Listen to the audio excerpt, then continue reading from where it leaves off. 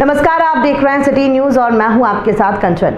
सदर अस्पताल सभागार में हीमोफीलिया के नए उपचार युग में सीएमई निरंतर चिकित्सा शिक्षा पर कार्यशाला का आयोजन किया गया, जिसका उद्घाटन उप विकास आयुक्त Girija Shankar Prasad, civil surgeon doctor अभय भूषण प्रसाद सहित अन्य ने संयुक्त रूप से किया। मौके पर विशिष्ट अतिथि डॉक्टर नैना राजपूत, डॉक्टर मिनी रानी अखौरी, डॉक्टर साकेत वर्मा, सदर के उपाधीक्षक डॉक्टर अरविंद कुमार सहित अन्य चिकित्सक व कर्मी मौजूद थे। डीडीसी प्रसाद ने कहा कि हीमोफीलिया ब्लड से जुड़ी एक दुर्लभ बीमारी है जो ब्लड जमने से रोकता है। ऐसे में चिकित्सक के संपर्क में रहे 5 अतिथियों ने कहा कि हीमोफीलिया से पीड़ित लोगों को आमतौर पर चोट लगने के बाद सामान्य से अधिक समय तक ब्लीडिंग होती है, जिसका कोई इलाज नहीं है। सही देखभाल से हीमोफीलिया से पीड़ित व्यक्ति स्वस्थ जीवन जी सकते हैं। हीमोफीलिया के लिए नए उपचारों में जिन थेरेपी शामिल है, जो एक बार का उपचार है वो जो कई वर्षों तक कारक स्तर को बढ़ा सकता है। यहाँ पर आज बहुत बढ़िया वर्कशॉप चल रहा है। व्यस्तता के कारण मुझे जाना पड़ रहा है।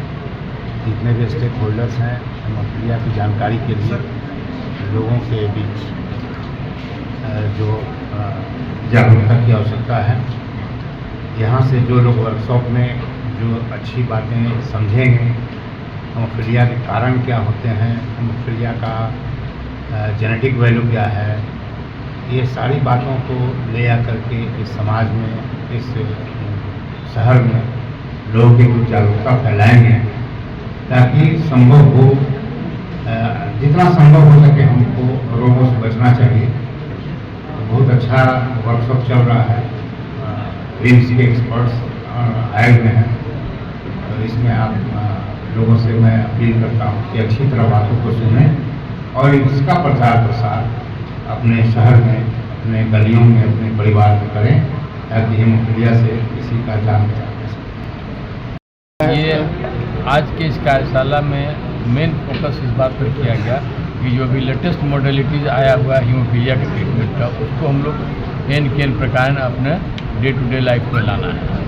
इस तरह से हम लोग फैक्टर 8 दिया करते थे हीमोफीलिया पेशेंट के लिए, तो वो अब ठीक है, वो भी चलेगा, वो इमरजेंसी के लिए रह जाएगा, एक्यूट केसेस के लिए रहेगा। लेकिन प्रिवेंटिव मेजर्स जो हीमोफीलिया का मेन स्टेज ऑफ ट्रीटमेंट है, उसके लिए अब ये मॉडलिटीज आ रहा है, जिसमें कि इंसुलिमैब जो आ रहा है, ये एक ऐसा दवा है जो कि देने में भी बहुत आसान है। सबक्यूटेनियस जैसे इंसुलिन का इंजेक्शन लेते हैं उसमें दिया जाता है, इसके लिए अब किसी एक्सपर्ट के पास जाने की जरूरत नहीं है। फैक्टर 8 जब भी दिया जाता है तो नस में दिया जाता है, पानी के साथ मिला के दिया जाता है, बहुत कष्ट वाला है, बार बार उसको देना पड़ता है। जो बॉडी का वेन है वो भी ट्रॉमेटाइज होता है, मिसयूज होता है, और ये अंडर ऑब्जर्वेशन दिया जाता है। सबसे ड्रॉबैक इसमें एक और क्या है कि इसका इनहिबिटर डेवलप हो जाता है, यानी एक तरह का रेजिस्टेंस हो जाता है उस दवा का, और फिर ये जानलेवा भी हो जाता है। क्योंकि हम तो दवा दे रहे हैं, सोच रहे हैं कि दवा काम करेगी, लेकिन उसका इनहिबिटर बॉडी में डेवलप हो जाता है, जिसके कारण वो फैक्टर 8 काम नहीं होता। हम लोग इसी पर फोकस कर रहे हैं।